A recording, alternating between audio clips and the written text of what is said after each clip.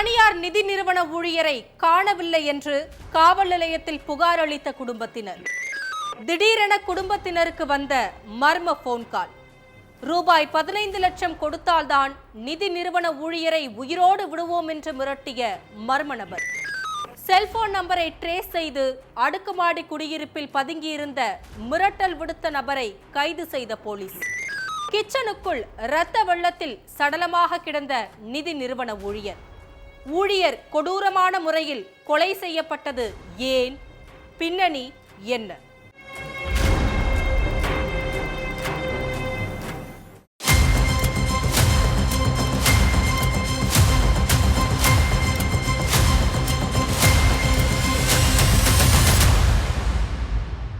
வேலை விஷயமா வீட்டை விட்டு வெளியில போன அமித் நைட் ஆகியும் வீடு திரும்பல.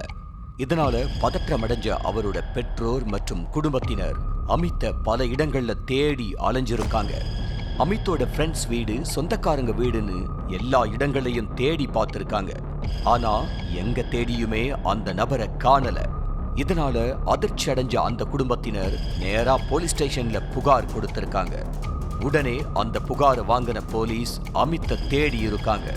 இதுக்கிடையில அமித்தோட குடும்பத்தினருக்கு போன் கால் ஒன்னு வந்திருக்கு. அப்ப எதிர்முனையில பேசின மர்ம நபர் ஒருத்தர், அமித் இப்ப எங்க கஸ்டடியில தான் இருக்கான், அவன் உங்களுக்கு உயிரோட வேணும்னா நீங்க உடனே 15 லட்சத்தோட நான் சொல்ற இடத்துக்கு வாங்கன்னு சொல்லி மிரட்டிட்டு போனை வச்சிருக்காரு.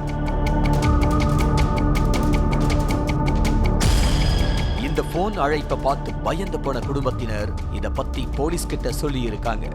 உடனே அந்த போன் நம்பரை வாங்கின போலீஸ் அந்த மர்ம நம்பர் யார் பேர்ல இருக்கு, எங்க இருந்து அழைப்பு வந்துச்சுன்னு தெரிஞ்சுக்க செல்போன் நம்பரை ட்ரேஸ் பண்ணி இருக்காங்க. அப்ப சிக்னல் பக்கத்து பகுதியில் உள்ள சூர்யா ஹைலாண்ட் அடுக்குமாடி குடியிருப்பு பகுதியில காட்டி இருக்கு. உடனே சிக்னல் காட்டின இடத்துக்கு போன போலீஸ பார்த்ததும் ஒரு கும்பல் தப்பிச்சு ஓட பார்த்திருக்கு. ஆனா அவங்கள சுத்தி வளைச்சு பிடிச்ச போலீஸ் விசாரணையில இறங்கினாங்க. அதுலதான் அமித் அகர்வால் கொலை செய்யப்பட்டு பக்கத்து ரூம்ல சடலம் மறைச்சு வைக்கப்பட்டிருந்தது தெரிய வந்துச்சு.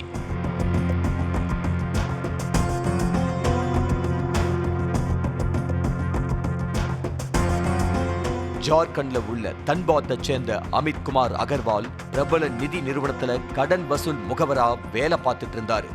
இவரும் விகாஸ்ங்கிற நபரும் நெருங்கிய நண்பர்கள். விகாஸ் புதுசா தொழில் தொடங்குறதுக்காக நண்பர் அமித் கிட்ட இருந்து 1.5 கோடி ரூபாய் கடன் வாங்கியதா சொல்லப்படுது. ஆனா இவரோட பிசினஸ்ல எந்த ஒரு லாபமும் கிடைக்காம இருந்திருக்கு. அதே மாதிரி அமித்தோட பணத்தையும் திருப்பி கொடுக்கல. இதனால நண்பர்களுக்கிடையில பிரச்சனை ஏற்பட ஆரம்பிச்சிருக்கு.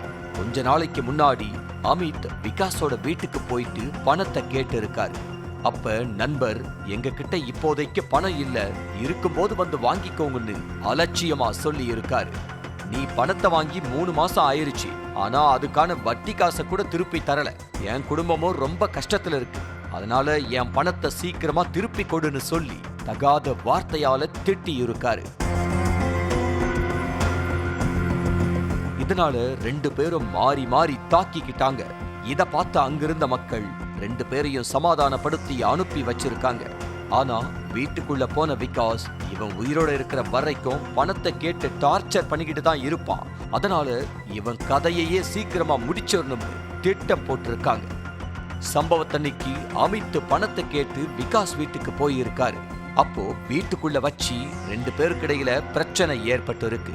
அந்த நேரத்துல அமித் அகர்வால அடிச்சே கொலை செஞ்ச விகாஸ் சடலத்தை கிச்சன்ல மறைச்சு வச்சிருக்காரு.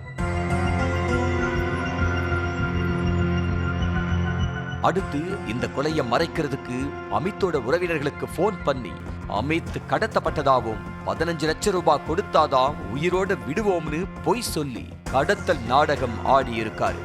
விசாரணையோட முடிவுல எல்லா உண்மையையும் தெரிஞ்சுக்கிட்ட போலீஸ் விகாஸ அரெஸ்ட் பண்ணி சிறையில அடைச்சிட்டாங்க.